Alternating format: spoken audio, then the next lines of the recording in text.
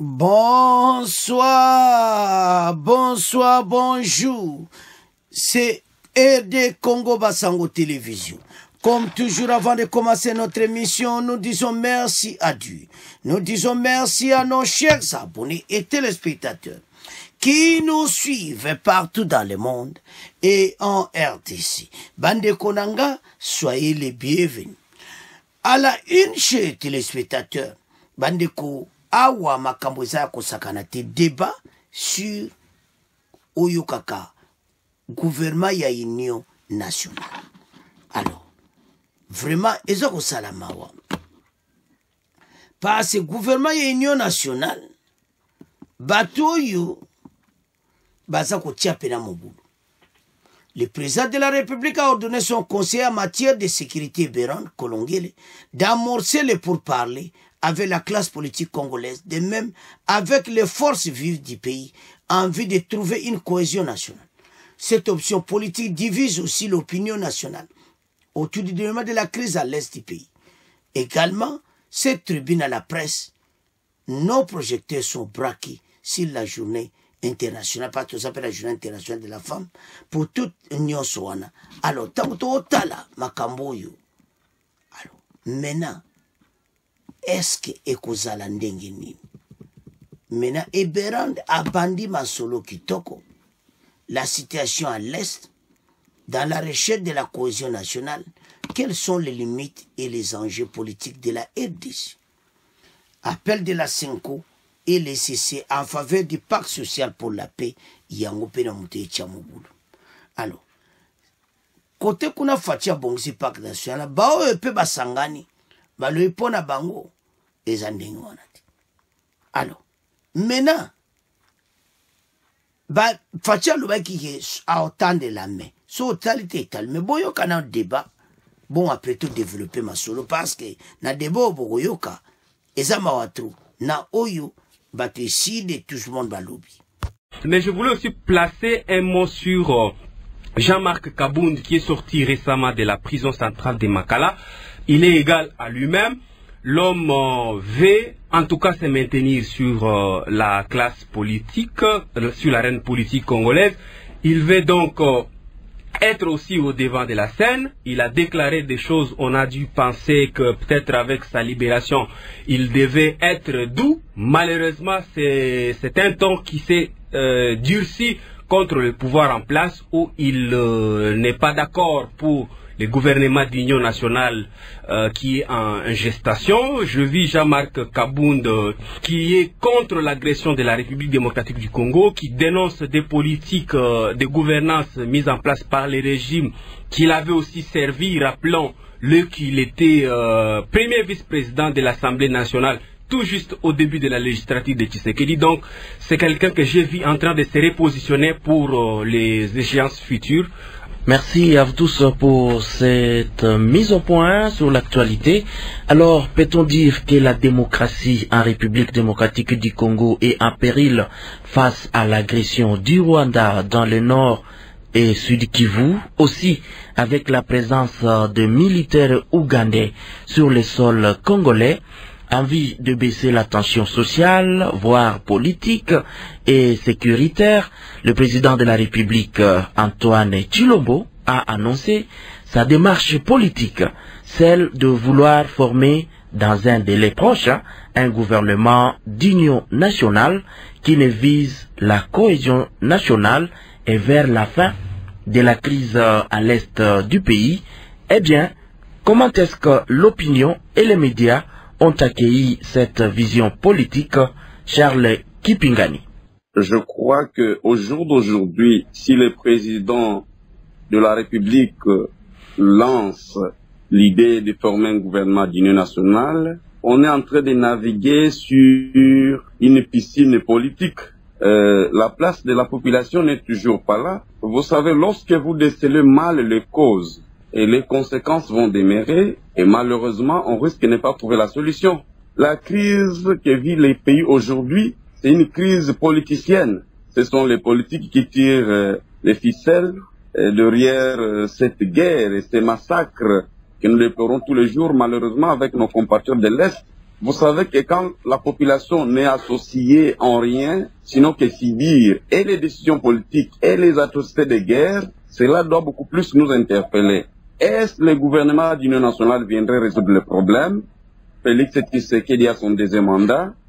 Son premier mandat a donné quoi à la population? Et on est au deuxième mandat. On avait promis la réduction des trains de vie des politiques ou des institutions. Où en est-on avec ça?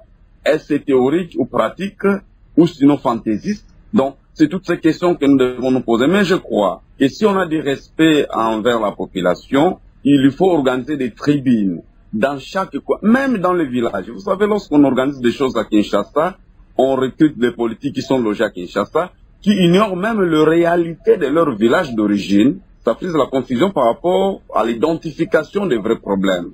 Mais je pense, à ce stade ici, le problème n'est pas de former un gouvernement d'union nationale. Il faut faire le sondage, aller dans le Congo profond, identifier le problème, interroger la population de ce qu'elle pense de la gouvernance du pays. Mais c'est une opportunité. Et je crois que vous conviendrez avec moi. C'est une opportunité, ce gouvernement d'union nationale, pour tous les peuples congolais. Ce n'est pas pour la population dans son ensemble. Quelles sont les aspirations profondes de la population? C'est le pacte social qui a été brisé. On doit y revenir, voir comment associer la population. Tout ce qui se fait sans la population est contre la population. Vous savez la manière dont nous organisons les élections, avec des députés à moitié élus ou sinon parfois mal élus, avec un système électoral qui ne donne pas la vraie légitimité. Et ce sont ces députés-là mal élus ou sinon non élus, entre guillemets, qui doivent décider au nom d'une majorité silencieuse, bien entendu.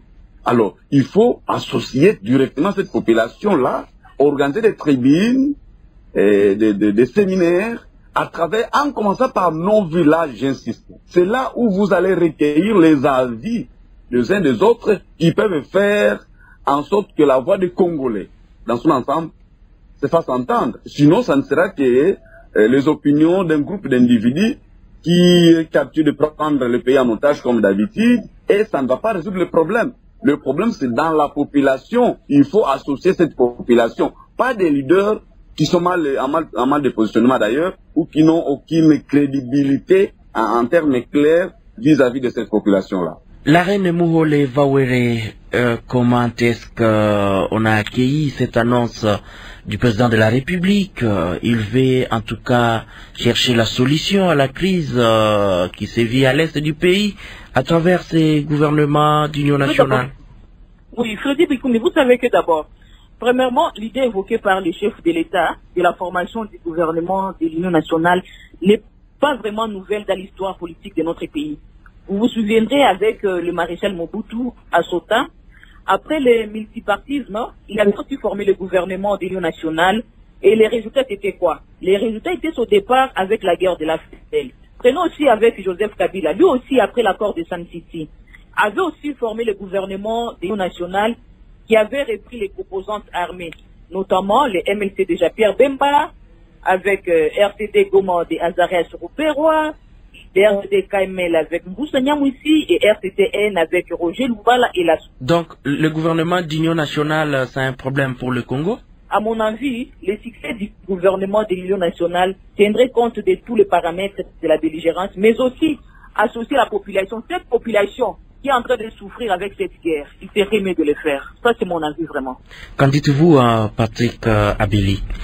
Je crois que c'est une démarche politique et politicienne pour le président de la République de pouvoir former un gouvernement d'union nationale. À ma connaissance, je ne m'attends pas de grand-chose sur ce gouvernement en termes de résultats parce que ce n'est pas la première fois. Je crois qu'en voulant mettre en place le gouvernement d'union nationale va tout simplement élargir l'assiette de la famille politique du président de la République. Vous vous rappelez, il y avait FCC Cash juste au début de son mandat, quand ça ne marchait pas, le président de la République a été élu et investi, et par la suite il a fait une coalition avec son prédécesseur Joseph Kabila, et par la suite cette coalition a été brisée Et tout simplement à la quête de cette solution, le président Félix Tshisekedi a mis en place une nouvelle coalition qu'il a appelée Union Sacrée. Et au sein de cette Union Sacrée, on a élargi les groupes en faisant appel aux forces vives, aux acteurs de la société civile, à certaines forces politiques. Alors, aujourd'hui, envisager de nouveau mettre en place un autre gouvernement appelé d'Union nationale, je crois que ça sera une façon de pouvoir récompenser encore certaines personnes qui sont juste à côté de Félix Tshisekedi, parce que quand vous regardez... Mais vous craignez quoi? Non, je crains qu'il n'y ait pas de résultats, parce que il faut, pour évoluer, il faut évaluer. Est-ce que le travail pour lequel le gouvernement de l'Union Sacrée a été mis en place a été atteint ou pas? Et par la suite, certes, le contexte est différent. L'Union Sacrée a été mise en place dans un contexte différent de celui-ci où la République démocratique du Congo fait face à l'agression rwandaise avec le groupe rebelle AFC M23. Mais aujourd'hui, il faut d'abord analyser le nez du problème avant de pouvoir penser à un gouvernement de l'Union nationale. Si tous les mécanismes mis en place pour retrouver la paix, il faut d'abord adhérer à l'idée de pouvoir retrouver la paix même. En fait, l'opinion nationale reste divisée face à cette démarche politique du président de la République. Les opposants, eux, ne cachent même pas leur désaccord à ce processus de former un gouvernement d'union nationale. Je vous prie de suivre un extrait du débat sur Radio Okapi autour de cette question entre l'Union Sacrée qui est au pouvoir et l'opposition politique. Ici, on va suivre Jean-Thierry Monsenepo, cadre du parti politique et Convention des Congolais Unis, CCU, parti membre de l'Union Sacrée de la Nation. Vous savez, le président Tshisekedi, à l'agression étrangère, qui menace la souveraineté de la RDC, a pris la décision stratégique de former un gouvernement d'union nationale. Cette initiative vise à assembler toutes les forces politiques et sociales autour d'un objectif commun: défendre l'intégrité territoriale et renforcer la résilience nationale. Comme dans des grandes crises mondiales, où des gouvernements de coalition ont été mis en place, cette démarche est un acte de patriotisme et de responsabilité pour éviter que les divisions internes ne profitent à l'ennemi. Au-delà de la réponse sécuritaire, le gouvernement qui viendra doit aussi être un levier pour de réformes et une meilleure gouvernance. En associant diverses sensibilités politiques, il permettrait une plus grande transparence, une gestion plus efficace des ressources publiques et une mobilisation accrue des partenaires internationaux. Ceux qui s'opposent à cette dynamique doivent comprendre que l'heure est à l'unité et non aux querelles politiciennes. Face à la guerre et aux défis économiques, l'union nationale n'est pas une option mais une nécessité pour garantir la stabilité et le développement du pays. Le président a rappelé la nécessité de dépasser les querelles politiciennes et les manipulations extérieures. L'opposition qui critique cette initiative doit comprendre que le moment est grave.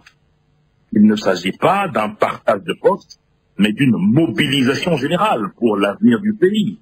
Ceux qui refusent d'intégrer cette dynamique devront assumer devant l'histoire leur refus de contribuer à une unité nationale dans un moment aussi critique. C'est un acte patriotique, c'est une opportunité pour la mobilisation nationale, c'est gouvernement d'union nationale. Nous allons aussi écouter l'opposition avec le professeur Faustin Kwakwa, qui est secrétaire général adjoint en charge de province du parti politique SID de Martin Fayoulou Madidi, parti membre de la coalition Lamouka. Je disais que le président Fayoulou, plus d'une fois, pendant 5 ans, connaissant avec maîtrise cette situation, a appelé à ce que nous puissions nous mettre ensemble pour pouvoir faire face à cette situation, comme ça, monsieur vient d'évoquer le cas de Churchill. Qu'on se mette ensemble. Quelles étaient les réactions? Avec arrogance, on nous a dit qu'il n'y avait pas de crise au Congo. en nous insultant même. Ils cherchent du travail. Aujourd'hui, les gens-là ont occupé un grand espace de notre pays. Les nouvelles au front ne sont pas bonnes. À côté, il y a une initiative prise par le père spirituel pour essayer de faire face à cette situation et nous mettre ensemble. Mais pourquoi ne pas appuyer cette initiative-là plutôt que de venir créer encore quelque chose qui, en fait, semble être une procédure qui veut consacrer la partition du pays, que les uns prennent, comme on a connu ça entre 1998 et 2003, oui, avant qu'on aille à Sun City. Cette partition a été, nous avons vécu ça comme ça.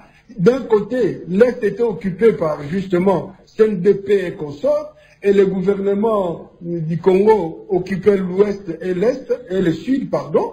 Et c'est ça que moi j'ai l'impression qu'on voudrait faire. Pourquoi zappe-t-on l'initiative des évêques qui en fait aussi cherchent justement que nous nous mettions ensemble, que nous discutions pour éviter le pire? Voilà, vous venez d'écouter, même les acteurs politiques ne se mettent pas d'accord sur cette proposition du gouvernement d'union nationale. Patrick Abel. Oui, ils ne se mettent pas d'accord parce que nous connaissons comment ça s'est toujours terminé dans ces pays. Quand on parle d'une formation de gouvernement, c'est-à-dire il y a de ceux-là qui vont se retrouver en train d'être membres du gouvernement et d'autres ne seront pas nommés. Et ceux qui ne sont pas nommés d'office, ça crée des frustrations. Moi, je crois qu'on doit cerner les nœuds du problème. Je crois que c'est aussi une bonne idée, mais mettre de côté, je crois, je dois paraphraser les secrétaires généraux du parti de M. Fayulu, à ce stade... Faustin Kwakwa. Voilà, M. Faustin Kwakwa. À l'instar où nous sommes agressés par les Rwandais à travers ces supplétifs de M23 ou Alliance Fleuve Congo, nous devons favoriser les initiatives qui doivent nous ramener à la paix. Donc pour vous, le gouvernement d'union nationale n'est pas une priorité? Je pense que c'est pas une priorité parce que ça va déboucher sur le partage de gâteaux. Et comme oublier les problèmes à Goma, les vrais problèmes, les Goma, Bukavu qui sont occupés. Et du coup, les gens seront plus focus sur les postes. Mais si je pense qu'en ce net moment qu'on va réunir tous les antagonistes, M. Kabila, M. Katumbi, M. Fayulu, M. Tshisekedi, M. Nanga, tous ces mondes-là, parce que ce sont des Congolais comme ils se réclament aussi. Le vrai peuple, le vrai citoyen sera oublié. Et quand on se réunit comme ça, on va se parler en face, dire pourquoi vous avez pris cette position contre la République.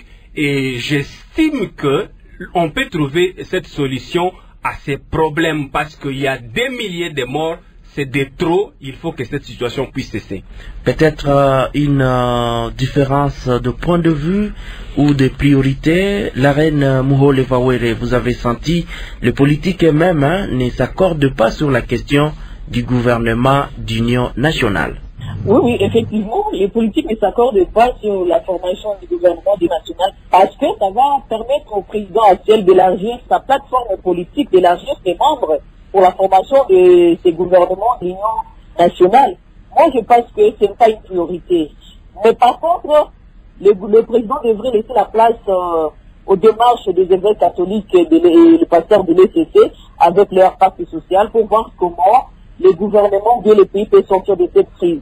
Mais aussi pourquoi maintenant former le gouvernement de l'Union nationale alors qu'on ne sait pas même les vraies causes de cette crise qui déchire nos provinces et qui tue la crise là qui laisse que nos populations soient décimées, des milliers de morts, c'est déjà trop. On devait d'abord laisser la place aux démarches des évêques catholiques, aux prêtres de l'ECC, aux pasteurs de l'ECC pour voir où nous devons aboutir avec cette crise. Charles Kipingani, on risque d'oublier qu'on est au deuxième mandat et que ce gouvernement d'union nationale n'est pas du tout en faveur de tout le monde. C'est exactement ça, Freddy, que je voulais dire. Vous savez, aujourd'hui, il y a certaines voix qui s'élèvent. L'opposition, à un certain niveau, essaie aussi d'être claire par rapport à cette question. Et si elle ne veut pas de la formation du gouvernement d'union nationale, il y a une opinion qui se dégage selon laquelle où on doit réfléchir, de ce qui doit être fait en 2028. Parce que lorsque nous allons former le gouvernement d'union nationale avec à sa tête le président Tshisekedi, il faut se dire qu'on a coupé court à un mandat, à un second mandat du président Félix Tshisekedi. Donc on fait, comme on dit en latin, tabula rasa, pour que Tshisekedi revienne en 2028. Je ne suis pas politique, il est congolais, on peut tout arranger, mais je crois qu'on risque de résoudre un problème en voulant créer encore un autre qui va encore diviser les Congolais en 2028, où les gens vont s'entretuer encore.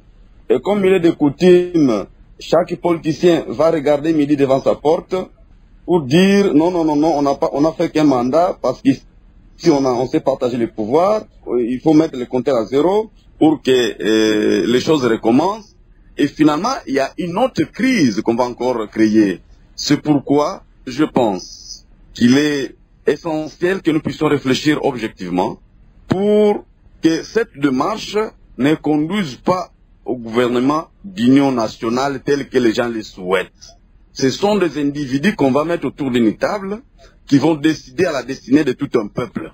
Mais le problème profond, comme je l'ai dit dans ma première intervention, c'est d'aller vers cette population, dans le Congo profond, connaître leurs aspirations. Si la population est unanime vers une option, je pense que les politiques ne va plus contourner l'attention de cette population. Mais lorsque ce sont les politiques qui décident et que la population va toujours dans le sens contraire, et je crois qu'on n'aurait pas résolu le problème. Il y a la crise aujourd'hui, c'est vrai. Mais est-ce que la solution durable est de former un gouvernement d'union nationale? Est-ce qu'ils ont interrogé la population? Parce que là aussi le problème. Puisque aujourd'hui, on veut retarder, entre guillemets, parce qu'on ne veut pas le dire maintenant, on veut retarder les élections de 2028, on veut déjà créer une barrière pour qu'on fasse un retour en arrière. Mais il faut qu'on comprenne que lorsqu'on est en train d'éduquer la population, c'est cette même population qui va encore la sanctionner pour se dire non, vous avez fait ceci, vous devez dégager parce que vous n'avez pas mérité.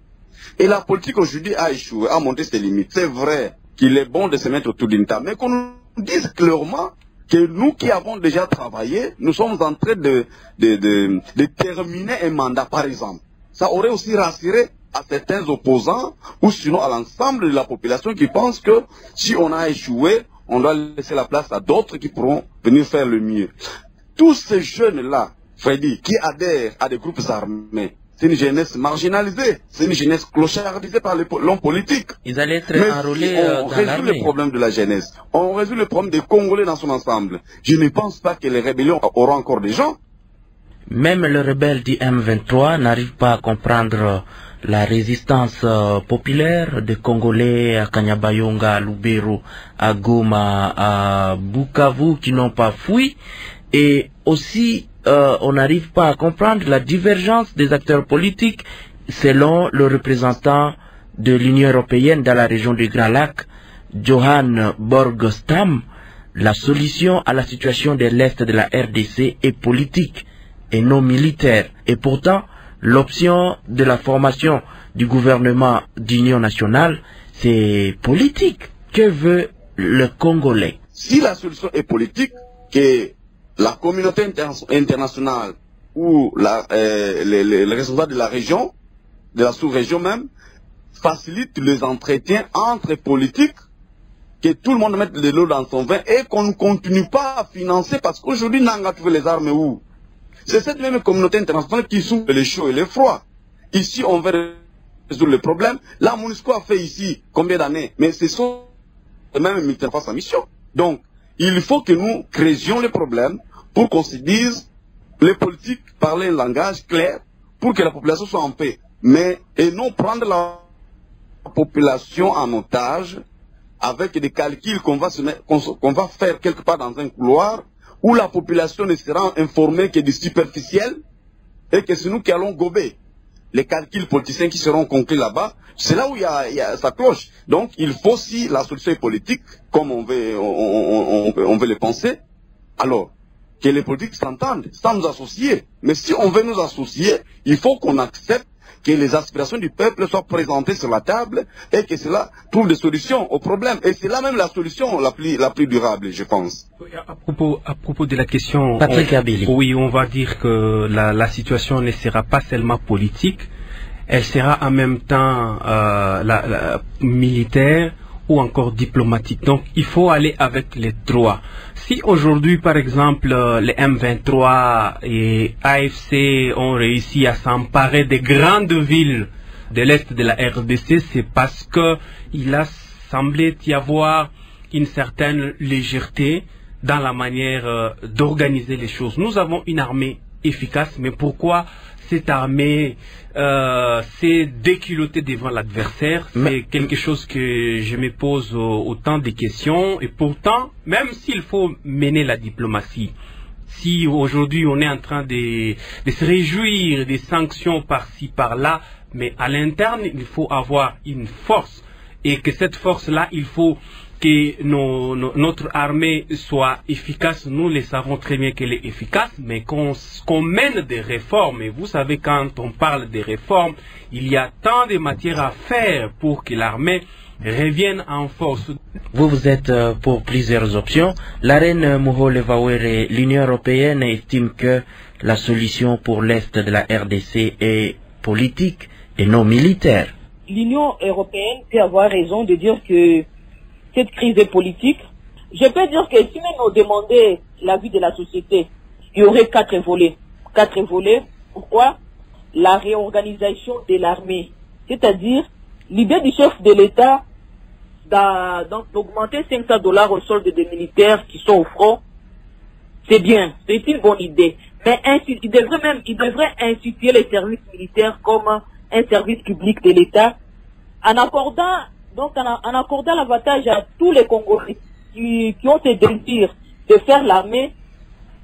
De même, le même avantage pourrait être un meilleur succès pour notre armée.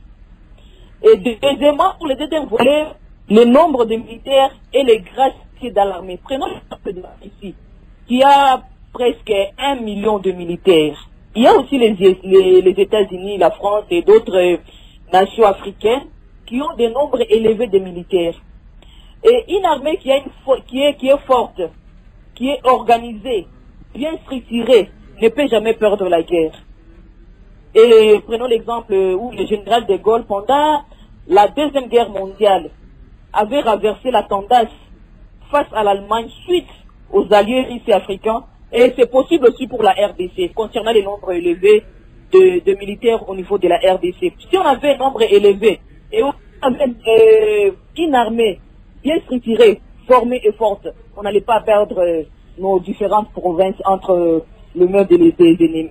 Mais aussi, il y a aussi autre volet qui est notre pays n'a pas de route. Notre pays n'a pas de route. Et prenons aussi le 4e volet qui est la fin, il y a les social des Congolais. Et si on prenait vraiment à considération les social des Congolais, on n'aura pas différents groupes armés dans notre pays. Le problème aussi, c'est le social des Congolais. Il faudra que les présidents puissent voir aussi les social des Congolais. Chers auditeurs, vous nous suivez à Beni, Mupanda Kaliba sur 92.0 FM. Tournons du côté femmes avec la commémoration de la Journée internationale des droits de la femme. Pour cette année 2025, le monde féministe veut qu'on parle des droits, égalité et autonomisation pour la femme et la fille. La RDC est en insécurité sociale, politique et militaire avec les phénomènes d'IM23 et l'armée ougandaise. Que dire de la participation de la femme congolaise pour la paix dans ces pays, du fait que c'est aussi un droit pour elle, en tant que citoyenne de la RDC, de prendre part aux initiatives de résolution des conflits. Comment vous voyez cette option, Madame la reine Muhole Vawere? Merci pour ce sujet. Je salue la ministre des Affaires étrangères qui a démontré à la face du monde que la femme est capable Thérèse Kaikwamba, Wagner. La RDC est agressée. Oui, Thérèse, oui. Que la RDC est agressée par les Rwandais. Et nous sommes en train d'assister à une série de sanctions contre le pays agresseur. C'est le grand apport que la ministre Thérèse, c'est le grand apport de la femme de la RDC à travers la ministre Thérèse pour mettre fin à la crise sécuritaire au niveau de notre pays qui est la République démocratique du Congo. Ça, c'est un grand apport que la femme a apporté aux yeux du monde que non, il y a notre pays qui est agressé par les Rwandais. Et après, ça a suivi une série de sanctions contre le pays agresseur. C'est un grand apport. Bande ko tolandi biso ce débat.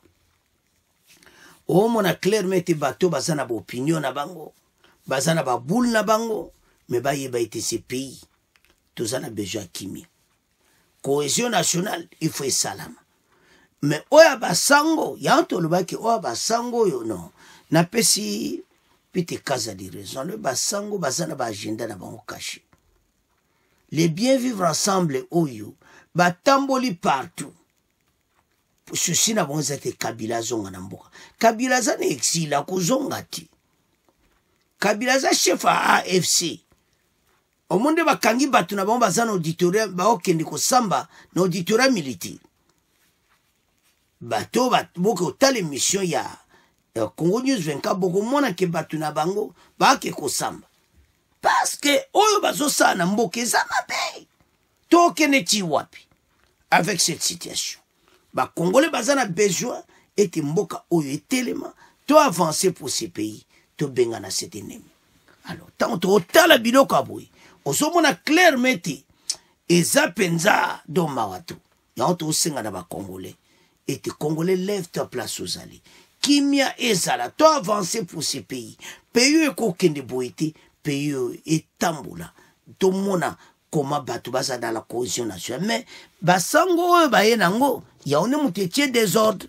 Alors maintenant question tuna Kabound après ça qui intervient dans le billet à Ozalati do basu failu azoboya ya otane la mais so bona yo etalio mais bato bazo kansa ke bako diriger pays ngala zo sabino ke na 2028 mutuka union sacrée mutobima era ngo bokota na cohésion nationale comme ça na 2028 boko travailler na gouvernement mais soki bokoti na cohésion nationale te etalibino bo utolobana boko tika la ka position wana ba mususu okome koko otiko bima président de la république so boyo kate utopesi bino conseil basango ba otia désordre bango il s'en fout.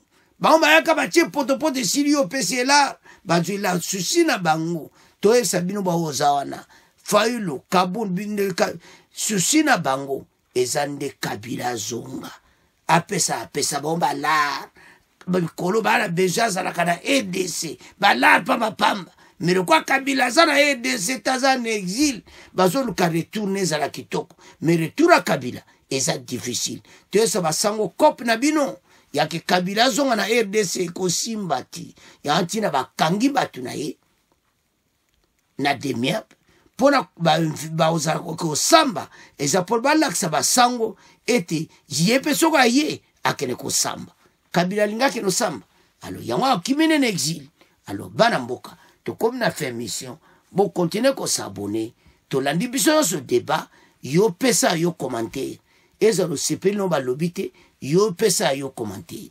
Au revoir, à la prochaine.